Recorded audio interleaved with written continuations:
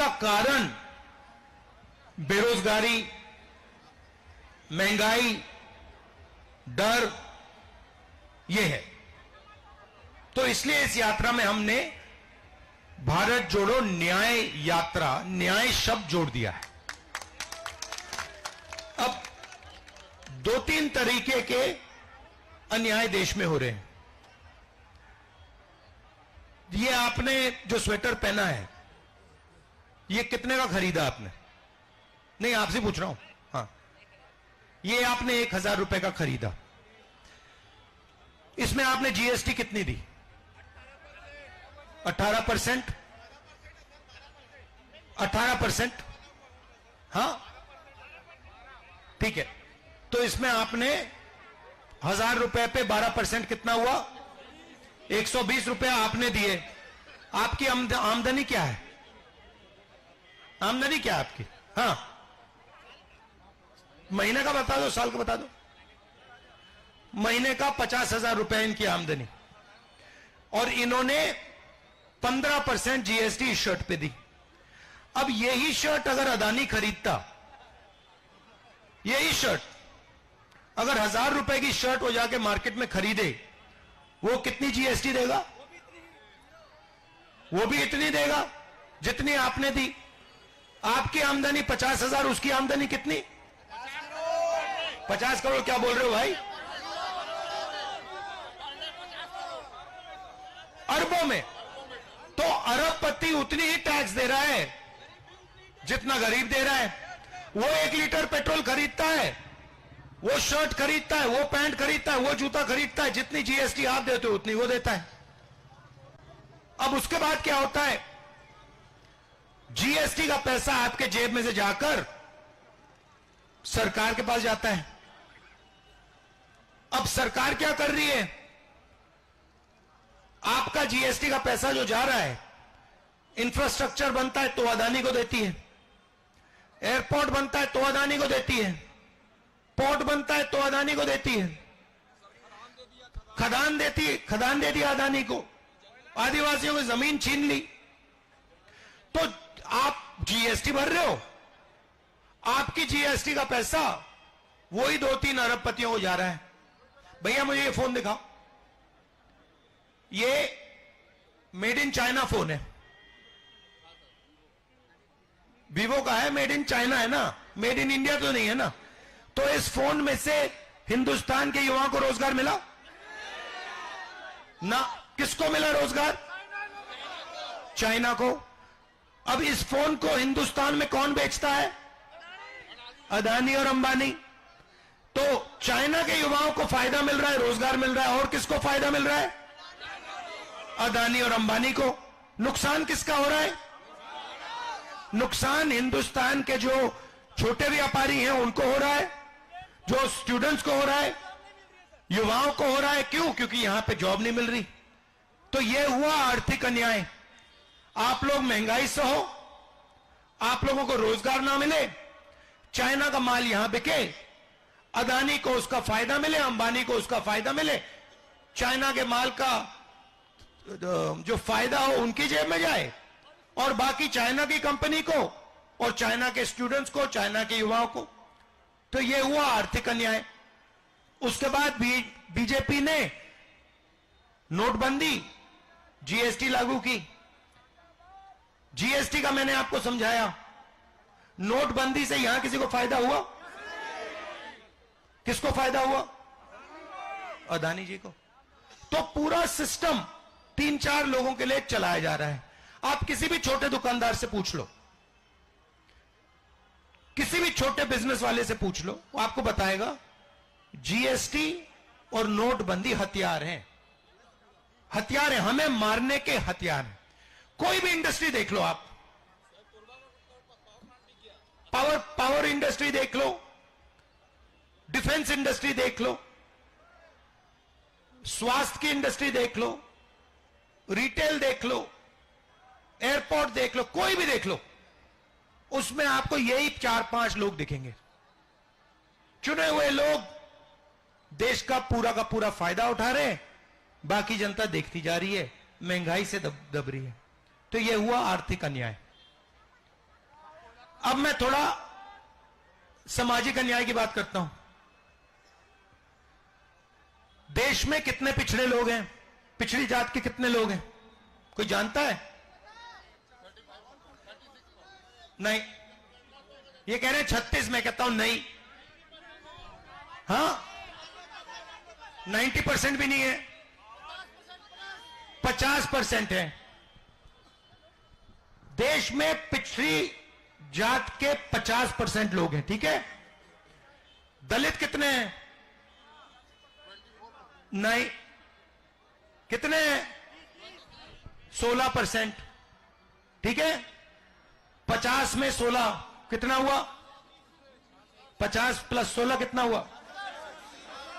ठीक है। आदिवासी हैं 8%, ये भी जोड़ दो, कितना हुआ?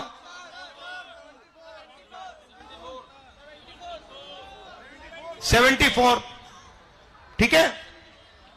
ठीक है। अब 74% दलित, पिछड़ा और आदिवासी की आबादी है। अब आप मुझे बताओ, ये जो पूरा का पूरा पैसा अदानी जी की कंपनी में जा रहा है, अंबानी जी की कंपनी में जा रहा है, इन कंपनियों में ओबीसी, दलित और आदिवासी कितने लोग हैं? कितने हैं बताओ? 10%। मैंने आंकड़ा निकाला, एक नहीं है, 0% है। अब सुनो, मजे की बात सुनो। हिंदुस्तान की 200 सबसे बड़ी कंपनियां, जिनको देश का पूरा धन दिया जा रहा है, इनमें से इनके मालिक ओबीसी, दलित, आदिवासी कितने हैं? भाई एक नहीं है, 200 कंपनियों में एक मालिक, ना दलित का, ना आदिवासी का, ना पिछड़े का, ठीक है। चलो छोड़ो, मैनेजमेंट में बता दो, सीनियर मैनेजमेंट में जो इस कंपनी को चलाते हैं, उसमें बता दो पिछड़े कितने, दलित कितने, आदिवासी कितने? 0। चलो ठीक है, कहो कि भैया मान लो कि कंपनी में एक दलित नहीं होना चाहिए, एक आदिवासी नहीं होना चाहिए, एक पिछड़ा नहीं होना चाहिए, तो कंपनियों को छोड़ दो। अब मुझे बताओ, मीडिया में कितने? ये जो मीडिया वाले हैं, सबसे बड़े अखबार, हिंदुस्तान के 200 सबसे बड़े अखबार, सारे के सारे जर्नलिस्ट, पत्रकार, जो बड़े पत्रकार हैं, इसमें से बता दो पिछड़े कितने, दलित कितने, आदिवासी कितने? 0। चलो इसको भी दे दो, कहो ये भी नहीं चाहिए हमें। अब मुझे बताओ, देश का जो बजट बांटा जाता है, 90 अफसर बांटते हैं, आईएएस अफसर दिल्ली में बैठे हैं, स्वास्थ्य के लिए कितना पैसा जाता है, शिक्षा के लिए कितना पैसा जाता है, डिफेंस के लिए कितना पैसा जाता है, ये सब निर्णय ये 90 लेते हैं। इसमें से बता दो, 90 में से ओबीसी कितने, दलित कितने, आदिवासी कितने? और ये एक बात बताओ, दूसरी बात ये बताओ कि बजट का कितना पैसा ये अफसर बांटते हैं? मतलब 74% लोग मीडिया में नहीं है, सबसे बड़ी कंपनियों में नहीं है, सरकार में बता दो कितने? बताओ। 90 में से भाई 3 ओबीसी, एक दलित, एक आदिवासी। 90 में से 5, 74% का हिस्सा 5, ठीक है। और बताता हूं, अगर बजट में 100 रुपया खर्च होता है, तो ओबीसी अफसर कितने रुपए का निर्णय लेते हैं? 5%। दलित कितने का लेते हैं? 1%। आदिवासी कितने का लेते हैं? 100 रुपए में से 10 पैसा। मतलब 74% आबादी बजट का 6%, 6 रुपए, 100 रुपए में से 6 रुपए 10 पैसा संभालती है। आप हैरान हो गए ना। अब गरीब जनरल कास्ट की बात करता हूं। अब मुझे बता दो, गरीब जनरल कास्ट का इन अफसरों में से कौन सा है? एक नहीं है। बड़ी कंपनियों में कौन सा है? एक नहीं है। तो बीजेपी कहती है हिंदू राष्ट्र, हिंदू राष्ट्र, 74% को कुछ नहीं मिल रहा, कुछ नहीं मिल रहा, गरीब जनरल कास्ट को कुछ नहीं मिल रहा। आप मुझे बताओ, राम मंदिर का इनॉग्रेशन हुआ, देखा आपने? उसमें आपने एक गरीब आदमी देखा? एक देखा आपने? उसमें मुझे अमिताभ बच्चन दिखा, ऐश्वर्या राय दिखी, अदानी दिखा, अंबानी दिखा, सारे के सारे बिजनेस वाले दिखे। मुझे एक गरीब बंदा उसमें नहीं दिखा, एक किसान नहीं दिखा, एक मजदूर नहीं दिखा, एक बेरोजगार नहीं दिखा। और ये देखो, पुलिस वाले ने कहा फंस जाओगे भाई, ऐसे मत बोलो। रिटायर आर्मी ने कहा अच्छा, आपकी भी बात करूंगा अभी मैं। नाम क्या आपका? आ जाओ,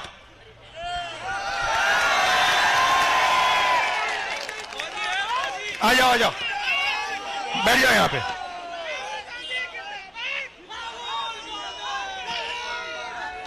ये देखो आया बब्बर शेर। अब सुनो, एक मुझे वहां पे किसान नहीं दिखा, एक मजदूर नहीं दिखा, एक बेरोजगार नहीं दिखा, एक छोटा दुकानदार नहीं दिखा, एक चाय वाला नहीं दिखा,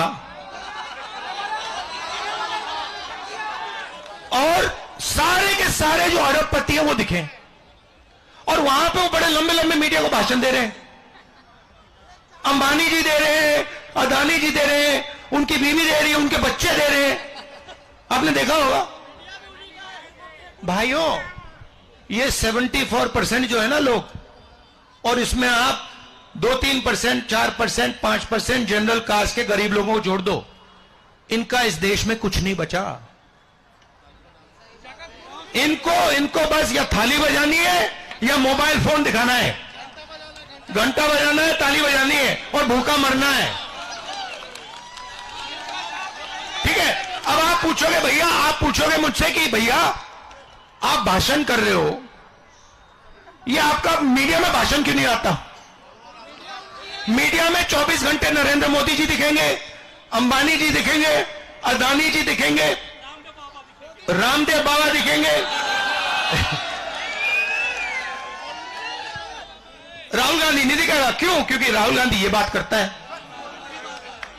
राहुल गांधी 4000 किलोमीटर चल गया ये बात बोलते बोलते बोलते। वो अलग बात है, थका नहीं, क्योंकि आपने थकने नहीं दिया, आपने इतना प्यार दिया। तो ये देश के सामने सबसे बड़ा मुद्दा पता है क्या है? और आप सबको हर रोज सुबह उठ के अपने आप से यह सवाल पूछना चाहिए। आपने ये टोपी पहन रखी है, आप वर्कर हो, आ जाओ, आ जाओ, आ जाओ, आ जाओ, ऊपर आ जाओ, यहां आ जाओ। ये देश के शेर हैं, आ जाओ।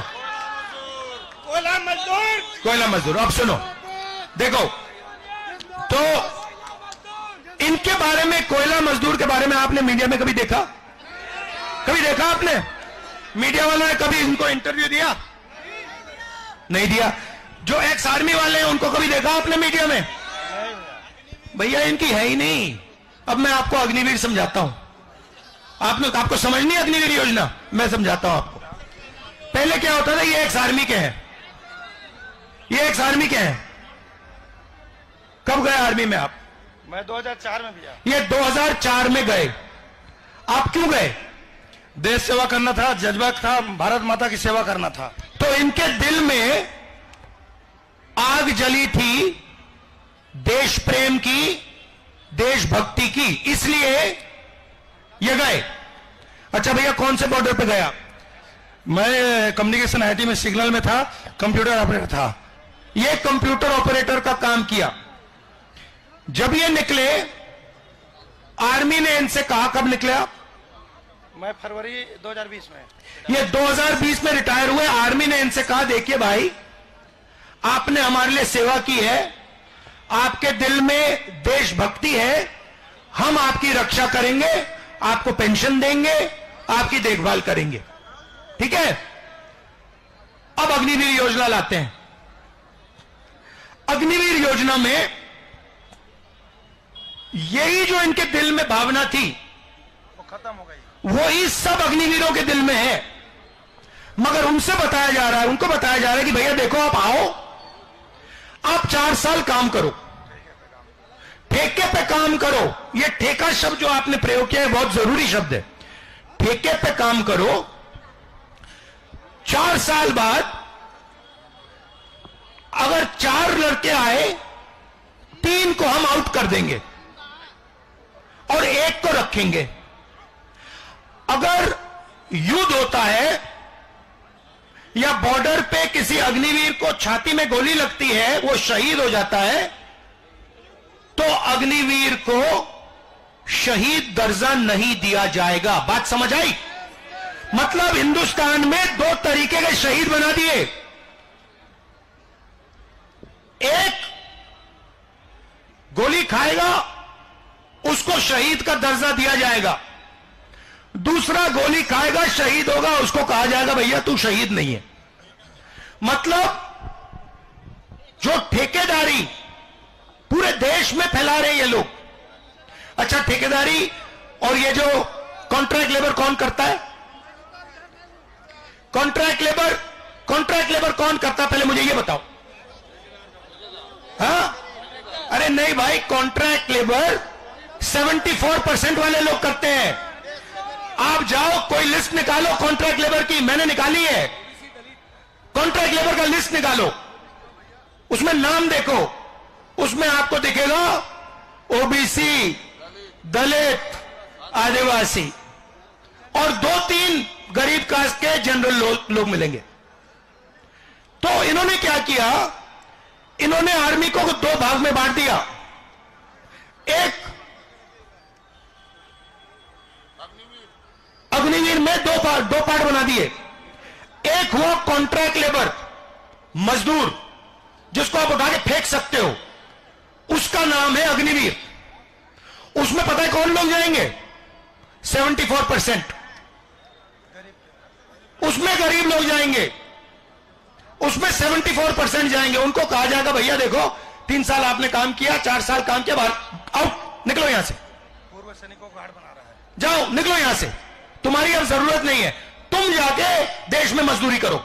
यहां तुमने मजदूरी की, 3 साल यहां की, अब जूता मार के तुम्हें बाहर निकाल दिया जाएगा, अब देश में मजदूरी करो।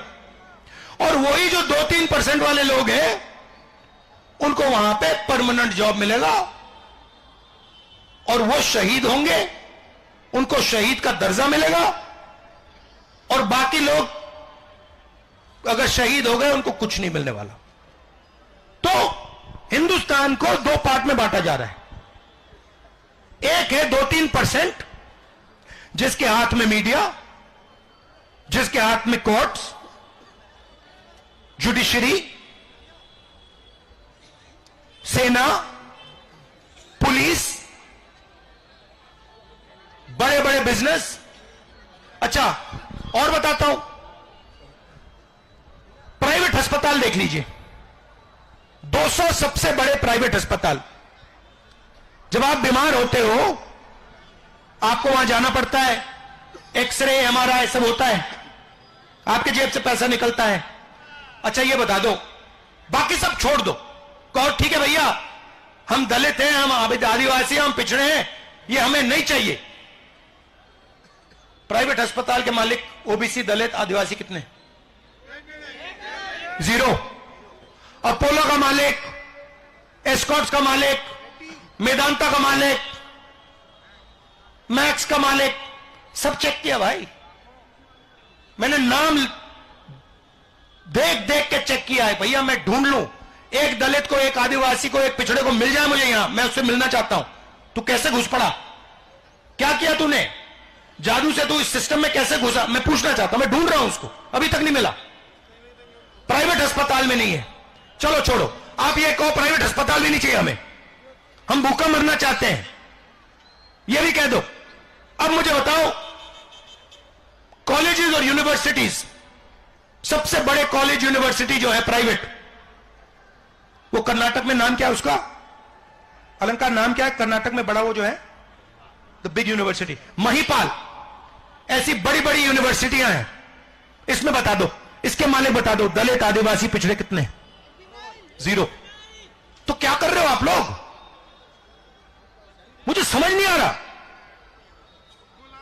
आप सो गए हो, आपने बात मान ली,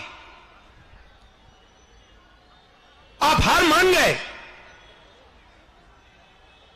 और 24 घंटा जय श्री राम जय श्री राम जय श्री राम, वो सब ठीक है,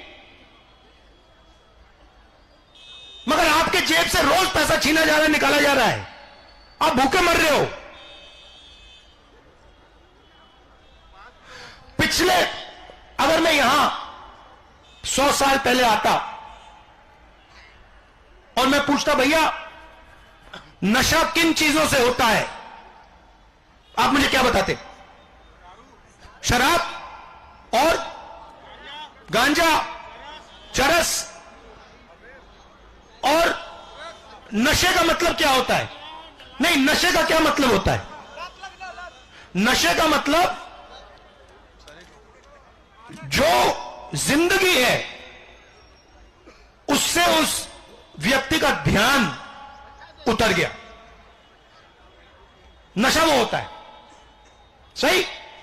मतलब जो जी रहा है मगर उसका ध्यान जिंदगी से हट गया, वो नशे में है। मैं यात्रा में जा रहा हूं, मैं स्टूडेंट से पूछ रहा हूं भैया एक बात बताओ, ये जो तुम्हारा सेलफोन है इसमें तुम्हारा ध्यान कितने घंटे रहता है? 8 से 10 घंटे। हिंदुस्तान के युवा सेलफोन दिखाओ, 8 से 10, चाइना वाला सेलफोन दिखाओ, 8 से 10 घंटे हिंदुस्तान के युवा ये करते हैं,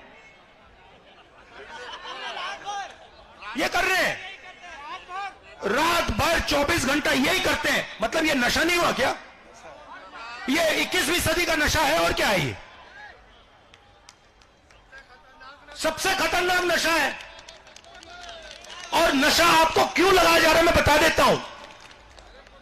क्योंकि भाइयों और बहनों, जो अदानी है ना, अंबानी जो है ना, ज्यादा से ज्यादा लिख के ले लो, सेलफोन पे दिन में 10-15 मिनट रहेगा। क्यों? वो पैसा कमा रहा है भाई, वो आपका पैसा ले रहा है 24 घंटा, धड़ाधड़ धड़ाधड़ धड़ाधड़ धड़ाधड़ पैसा आ रहा है। मैं एक दिन कुवैत जगह कुवैत का नाम सुना है? कुवैत जगह मैं गया, मुझे वहां पे कुवैत में बुला दिया। उन्होंने मुझसे पूछा, वहां की सरकार ने मुझसे पूछा, भैया एक बात बताओ, आप कुछ देखना चाहते हो? मैंने कहा हां मैं देखना चाहता हूं। कहते क्या देखना चाहते हो? मैंने कहा जो तेल निकलता है ना वो मैं देखना चाहता हूं। तो मैं वहां गया, उन्होंने कहा चलिए, मुझे ले गए। आप में से किसी ने देखा है जहां तेल निकलता है? मैं हैरान हो गया। जैसे यहां पे पानी के कुएं होते हैं ना, वैसे 150 कुएं थे। कुएं के अंदर पाइप से तेल निकल रहा था, और एक बीच में एक घर था, ऑफिस सा था, उसमें सारे के सारे पाइप जा रहे थे। फिर मुझे वो ऑफिस ले गए। मैंने वहां देखा, पहली बार जिंदगी में देखा, स्क्रीन सी थी, उस पे नंबर चल रहे थे, 1 2 3 4 5 ऐसे, मतलब तेजी से नंबर चल रहे थे। मैंने उनसे पूछा भाई ये नंबर क्या है? मतलब ये हर सेकंड 500 700 बढ़ता जाता है। मैंने कहा ये है क्या? ये पता क्या था? कमाई थी भाई, कमाई। वो हर सेकंड $400-500 कमा रहे थे। जैसे मशीन चलती है ना, ड्रिल की मशीन चलती है ना, घूमती है ऐसे, वैसे उनका पैसा बन रहा था। वहां उन्होंने मुझे दिखा दिया, यहां आपको दिखाते नहीं है। यहां भी इनके घरों में ऐसी मशीन है, चलती जाती है। पैसा कहां से आ रहा है? तेल से नहीं आ रहा भाइयों और बहनों, आपके जेब से आ रहा है, आपके खदानों से आ रहा है, आपकी कमाई से आ रहा है। मगर आपको समझ नहीं आ रही बात। मैं तो पागल हो गया, मैं बोलता जा रहा हूं, बोलता जा रहा हूं, बोलता, आपको समझ नहीं आ रही। 24 घंटा बैठे हुए सेलफोन देख रहा है, कोई सेलफोन देख रहा है। तो ये पूरा जो किया जा रहा है, आपके ध्यान को इधर उधर करने के लिए किया जा रहा है। चाहिए सेलफोन हो, चाहिए मीडिया हो। कभी आपको आपके सामने अक्षय कुमार को नचा देंगे, देखा आपने? वो डांस करेगा, पूरा हिंदुस्तान देखेगा भैया अक्षय कुमार ने डांस मारा। फिर ऐश्वर्या राय को नचा देंगे भैया, पूरा हिंदुस्तान कहेगा ऐश्वर्या राय ने डांस मारा। आप बातचीत में लगे रहो, आपका पैसा जाता जाएगा, जाता जाएगा, जाता जाएगा। अरे जाग जाओ भैया, कब जगोगे?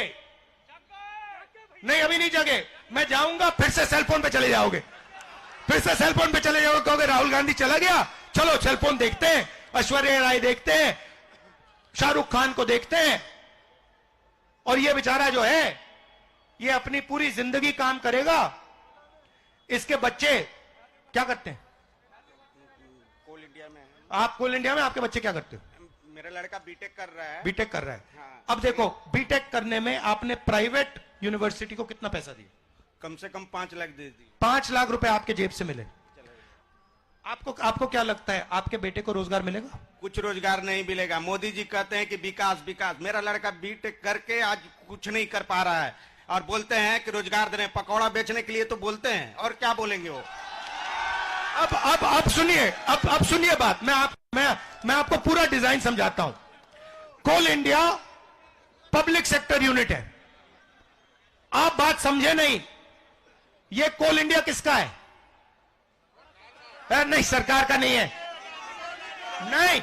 नहीं, ये आपका है, ये आपका है, सरकार का नहीं है, ये आपका है। अब ये उसमें काम करता है बेचारा, ये अपना खून पसीना दे रहा है। देखो टोपी पहनी हुई है, क्यों पहनी हुई है? क्योंकि जहां काम करता है चोट लग सकती है। अब क्या हो रहा है, कोल इंडिया को आस्ते आस्ते आस्ते आस्ते पीछे से ऐसे गला घोंटा जा रहा है। सरकार गला घोंट रही है, आस्ते आस्ते आस्ते आस्ते आस्ते। जब गला घुट जाएगा, कहेंगे कोल इंडिया काम नहीं कर सकता, कॉम्पिटिटिव नहीं है, चलो इसको अदानी को दो, वो चलाएगा। फिर क्या करेंगे? इनको उठा के बाहर फेंक देंगे। इनकी नौकरी ले ली, इनसे 5 लाख रुपए बेटे के शिक्षा के लिए ले लिए। भैया आपके कोई बीमार हुआ कभी परिवार में? है, बीमार है, प्राइवेट अस्पताल में गए, प्राइवेट अस्पताल में कितना पैसा लगा? एक बार जाने में मतलब एडमिट करने का मतलब 30 से 40 हजार रुपया घुस जाता है। तो 30-40 हजार रुपए प्राइवेट अस्पताल में जाने एक बार के लिए, 5 लाख रुपए शिक्षा के लिए चले गए, और थोड़ी देर में इनको बेरोजगार बना दिया जाएगा, वीआरएस दे दिया जाएगा। जानते हो वीआरएस क्या होता है? Voluntary retirement scheme. पैसा कहां जा रहा है? अदानी, अंबानी, बिरला, टाटा, वेदांता, नाम चुन लो, रामदेव, आजकल को रामदेव बाबा के यहां भी जा रहा है, जिंदल। तो और इसमें से अगर ये चाहे, इसने सपना देख लिया, बेटे का नाम क्या है? सौरभ कुमार। इसने सपना देख लिया कि मैं चाहता हूं कि एक दिन मेरा बेटा सौरभ बिजनेस चलाए और एक दिन अपने बिजनेस का मालिक बन जाए। अगर इन्होंने सपना देख लिया तो सबसे पहला काम बैंक इनको कहेंगे, भैया तुम्हें तो हमें 1 रुपया नहीं देने वाले।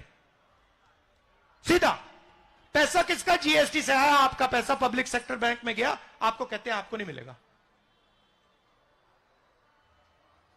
तो मैं क्या चाहता हूं? मैं चाहता हूं कि इनकी आवाज हिंदुस्तान सुनना शुरू करे। मीडिया में इनका भी चेहरा है, इनसे पूछा जाए, भाई आपने 5 लाख रुपए दिए, आपको डर किस बात का लगता है? आप घबराए हो, क्यों घबराए हो? आपकी मदद कैसे की जाए? यह मीडिया में बातचीत चले, मीडिया का यह काम है। तो यह मैं आपसे कहना था। बस एक बात मैं आपके साथ छोड़ना चाहता हूं, आपके साथ सबके साथ। आप बाकी सवालों में मत पड़ो, जो आपको करना है करो। सेल फोन देखना है, सेल फोन देखो, करो, मगर एक सवाल, सुबह एक बार, लंच टाइम एक बार, और सोने से पहले एक बार एक सवाल पूछो बस, कि हिंदुस्तान का जो धन है, आज इस धन में से मुझे कितना मिला? बस ये सवाल पूछना, बस यही सवाल है, और कोई सवाल ही नहीं है। आपको मस्जिद जाना है, मस्जिद जाओ, मंदिर जाना है, मंदिर जाओ, गुरुद्वारा जाना है, गुरुद्वारा जाओ, आपको सेलफोन देखना है, सेलफोन देखो, यह आपका काम है। मगर मेरे साइड से सुबह जब आप उठोगे, आप एक सवाल पूछो, यार मैं उठा हूं, मैं भारत माता का बेटा हूं, भारत माता की मैं बेटी हूं, इस भारत माता ने जो इसका पूरा का पूरा धन है, इसमें से आज मुझे कितना दिया? बस ये सवाल पूछो। ठीक, ये सवाल पूछो आप। इस सवाल से, जिस दिन आपने यह सवाल पूछना शुरू कर दिया, अगर 10 लाख लोगों ने यह सवाल पूछ दिया, यह पूरा देश हिल जाएगा ऐसे। क्योंकि आपको बात समझ नहीं आ रही, मुझे अच्छा नहीं लग रहा मैं कह रहा हूं, मगर आपको बात समझ नहीं आ रही। आपका जेब काटा जा रहा है, आपसे चोरी की जा रही है, आपके ध्यान को भटकाया जा रहा है 24 घंटा। अच्छा, आखिरी बात, मैंने पिछड़ों की बात की, दलितों की बात की, आदिवासियों की बात की। आपको मालूम है कि नरेंद्र मोदी पिछड़े पैदा नहीं हुए? सबको मालूम है? आपको मालूम है कि गुजरात सरकार ने साल 2000 में मोदी जी को जात को जनरल कास्ट से ओबीसी कास्ट में डाला है। नरेंद्र मोदी जी ओबीसी हैं क्योंकि उनकी जात को साल 2000 में गुजरात सरकार ने, मतलब स्वयं नरेंद्र मोदी ने,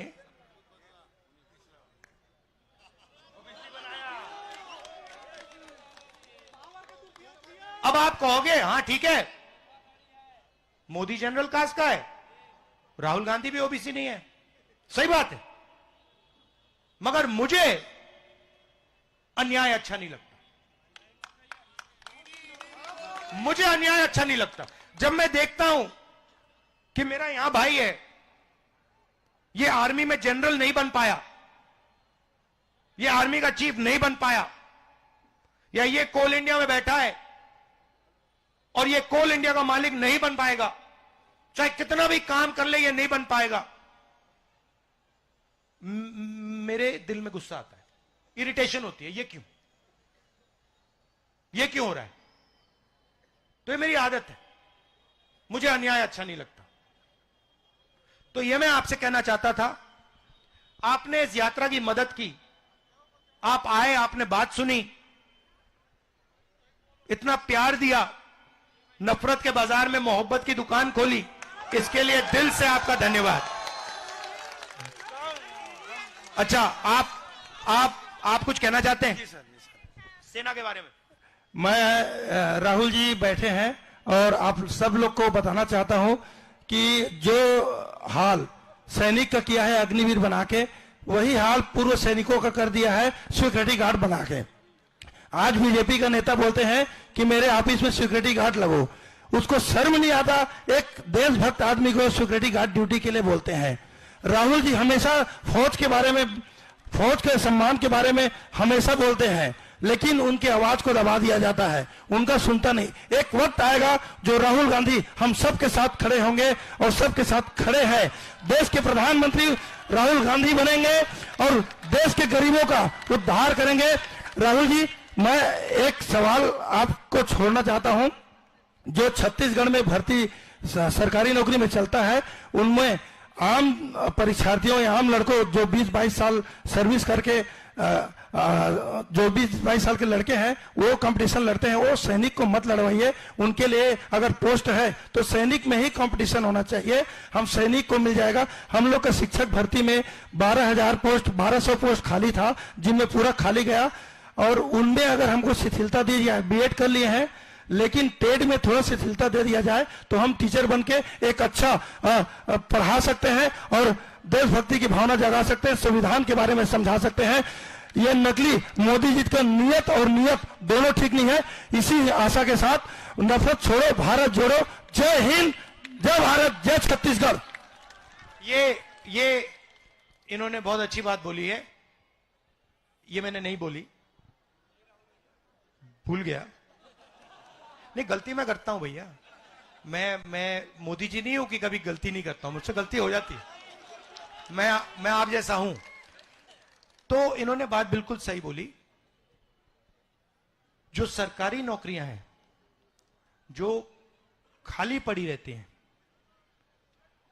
उनको सबसे पहले भरना है और उनको गरीब से गरीब लोगों के हवाले करना है। ये आपकी पूंजी है। ये नौकरियां जो हैं ये आपका धन है और ये आपके हवाले करा जाना चाहिए। अब आखिरी बात, सामाजिक न्याय का सबसे बड़ा क्रांतिकारी कदम आप जानते हो? जोर से बोल यार, जोर से। ये क्यों? क्योंकि इससे जाति जनगणना, 2 मिनट में आपको समझा देता हूं। आपको कभी चोट लगी है? चोट लगी कभी? चोट लगा खदान में। जब आप अस्पताल गए, जैसे आपके पैर में चोट लगी, पहले डॉक्टर कहता है भैया एक्सरे कराओ। जी कहता है ना? हाँ कहते हैं। ये जाति जनगणना देश का एक्सरे है। इसके बाद पता लग जाएगा कि कौन सी जात के कितने लोग हैं और कौन सी जात के कितने लोगों के पास कितना धन है। पिछड़े कितने, दलित कितने, आदिवासी कितने, जनरल कितने, माइनॉरिटी कितने। जनरल लोगों के पास कितना धन और उनमें से कितने के पास कितना धन। पिछड़ों के पास कितना धन और पिछड़ों के पास कौन सी जात के पास कितना धन। फिर सबको पता लग जाएगा भैया हिंदुस्तान में भागीदारी किसकी कितनी हो रही है। जाति जनगणना के एकदम बाद आपको एक बात पता लग जाएगी कि हिंदुस्तान का 90% धन 1% लोगों के हाथों में है। उसमें ना कोई गरीब जनरल कास्ट का है, ना कोई पिछड़ा है, ना कोई दलित है, ना कोई आदिवासी है। उसके बाद सच्ची राजनीति शुरू होगी। जैसे हमने आजादी ली, सफेद क्रांति, हरी क्रांति, बैंक नेशनलाइजेशन, कंप्यूटर रेवोल्यूशन, ये सब क्रांतिकारी काम थे। अगला क्रांतिकारी काम जाति जनगणना है और उसको हम मिलके करवाएंगे, उसको कोई रोक नहीं सकता। अब ये मैं आपसे कहना चाहता था। बहुत लंबा, आपका बहुत समय ले लिया मैंने। दिल से आपका धन्यवाद। जय हिंद।